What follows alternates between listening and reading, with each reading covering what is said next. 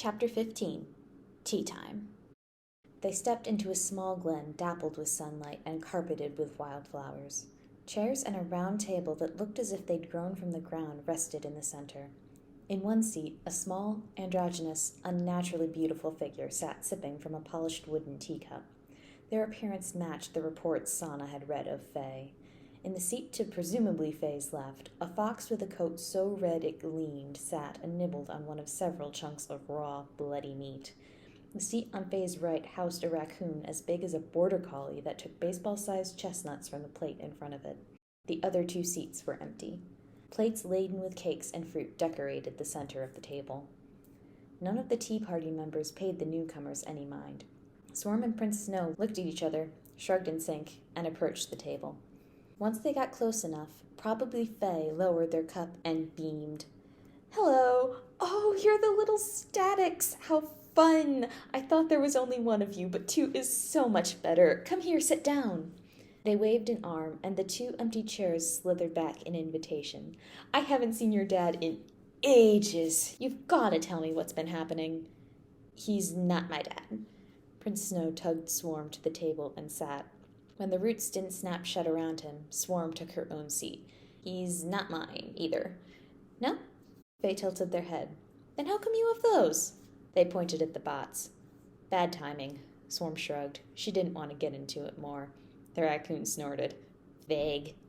Both Swarm and Prince Snow jumped. "What the hell?" Prince Snow demanded. "Daisy's been with me since the beginning," Faye explained, entirely unbothered. "She and Ray are very smart. They tell me all sorts of interesting things." "Pleased to meet you," Swarm said over Prince Snow's "That's terrifying!" and her own perturbation. Daisy grinned at Swarm. "It's good that you have manners, at least. Right, what does your nose tell you about these two?"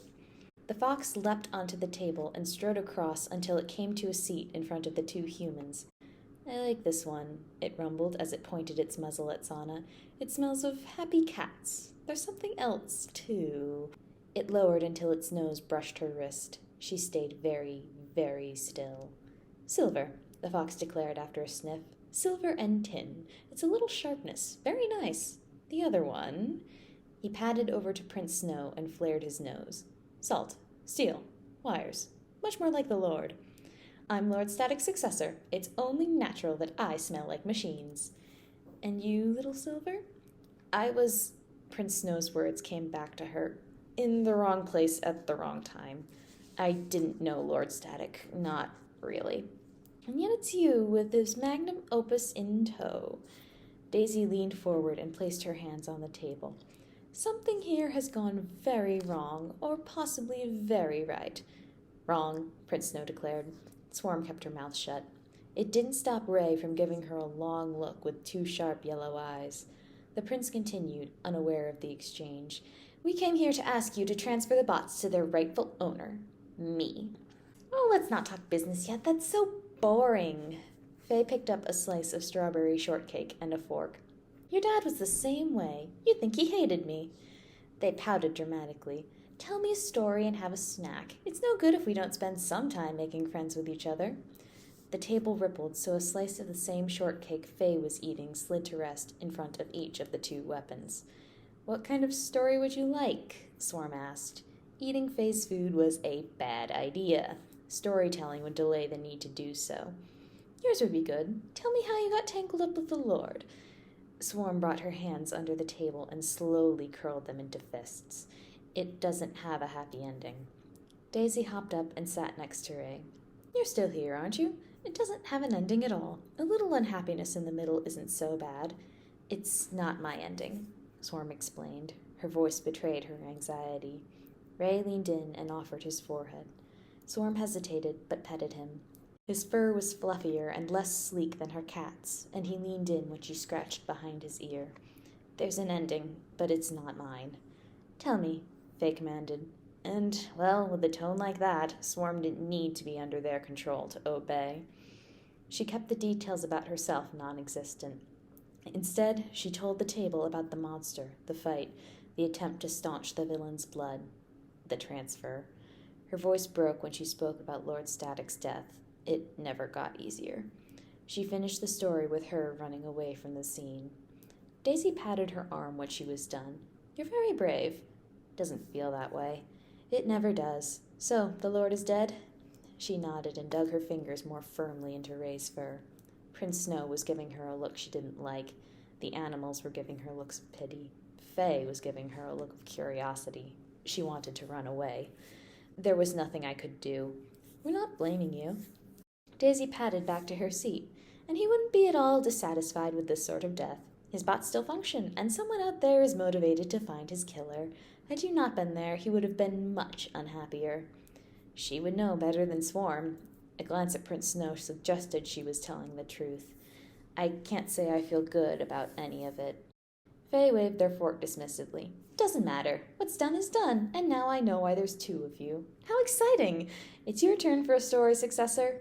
He made a sour face and said, That one should count for both of us, since you wouldn't have heard it if I hadn't brought the thief here. And I'm thrilled you dragged my drugged-to-unconsciousness body through the park for over 3 hours. Spill downgrade. Aw, you have nicknames for each other already? Cute little things. But what's this about Silver being forced here? I think you better tell, successor, before I come to some unpleasant conclusions.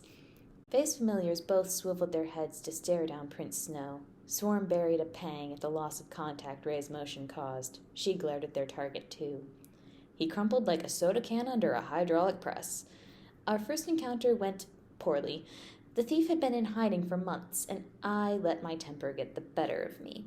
I knew he wouldn't listen when I told him I'd had an idea to cheat the inheritance protocols after that. Swarm rubbed at the stitches in her arm. They'd started to itch. Prince Snow continued. So I came up with a plan. I attacked a place I was sure would get his attention and fought him until I knocked him out, then snuck him out through a window and brought him here. He didn't run when he woke up.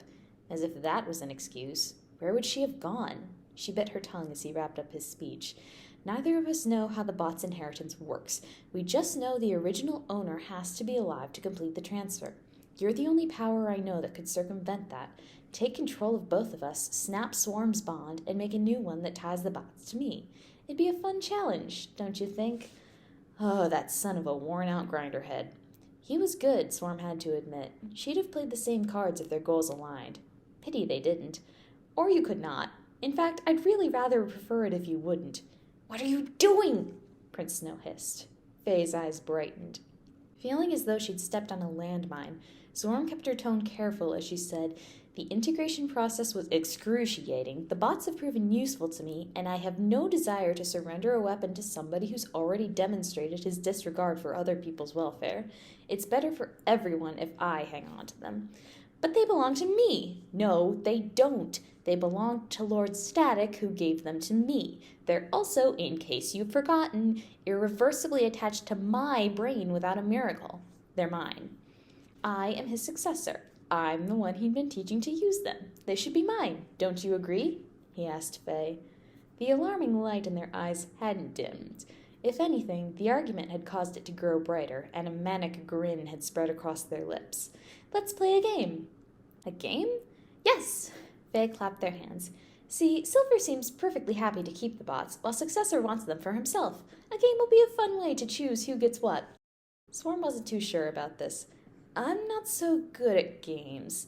Nervous thief? Hardly downgrade, she snapped back, but I have a healthy sense of self-preservation. Could have fooled me, and I don't trust you as far as I can throw you.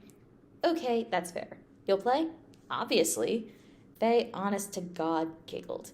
Eat your cake and we can get started. Don't think I didn't notice, they scolded playfully with a finger wag. I know all the stories they tell about me out there. I always notice when guests know them, too. Oof, awkward. At least Faye was finding it humorous and not offensive. Sorry. Don't be sorry. I just won't be able to change you if you don't eat. Sillies. They took a large bite of their shortcake. Prince Snow followed suit without a second thought. Swarm hesitated, but finally let go of her bot mask. The medical mask trapped underneath it would keep her face mostly hidden still. Now unobstructed, she ate too. The tart sweet taste of sugared strawberry exploded in her mouth while the whipped cream and cake melted over her tongue. Wow, she managed to say. Prince Snow made a noise of agreement around a mouthful of dessert. He'd already gobbled down a quarter of it. At this rate, he'd be done in about 30 seconds. Daisy and Ray were on track to finish their meals at the same time. The carnage reminded her a bit of Lisa. Faye was going much slower. They gave Swarm a wink and a grin across the table. She flushed and turned her attention back to her plate. Even taking small bites, the food was gone way too quickly. It settled unpleasantly. That might have been the knowledge that Faye could now control her body and mind if they so desired. That would put anyone off their lunch. "Come along now," Faye chirped as they stood. Swarm followed before they could get impatient and force her. Prince Snow took a position off her right shoulder, and Daisy trotted along by her other side. Ray walked next to the prince. The procession walked for a good minute before they came to a straight, treeless track about a quarter-mile long. The interesting bit was the ground. 20 feet from the start line, the entire thing resembled a rainbow-colored patchwork quilt. It was assembling itself as Swarm watched. Flowers bloomed among clusters of their fellows, all identical except for the color. Her fingers itched for her sketchbook. She didn't have the skill to immortalize the sight in glass yet, but maybe someday. "Here we are," Faye declared cheerfully. "A race! Whoever gets to the end first wins, and I'll grant their wish. Stay on the track. Be careful, though. The different colors have different effects. Whenever you're ready, step up. Don't start until I give the signal." No turning back now. Swarm stepped to the edge and was surprised at Prince Snow's hesitation. "You coming? This whole thing was your idea, unless you've forgotten." He shifted from foot to foot, but didn't approach the start. "Can we play a different game?" "Nope," Faye chirped. "Not unless Silver says he wants the same thing." "No way. Faye went through all this trouble to set up this track for us, and it looks really cool. If I wasn't terrified, I'd be geeking out so hard right now. We're gonna race." She felt a surge of vicious satisfaction at the discomfort on Prince Snow's face and couldn't bring herself to be ashamed. Nervous downgrade? It was a low blow, but she knew it'd press one of his buttons. She was right on the money. He stomped up to the start line at her goading. "When I win, you're going to regret this. If, downgrade, if. We've established that I'm not going to play along with whatever you want." "On your marks," Faye announced. Swarm dropped into a runner's stance. Her legs locked. She wasn't going anywhere until Faye gave the signal. Neither was Prince Snow, who was a half-second behind her. "Get set." Her fingers dug into the grass. "Go!" And they were off.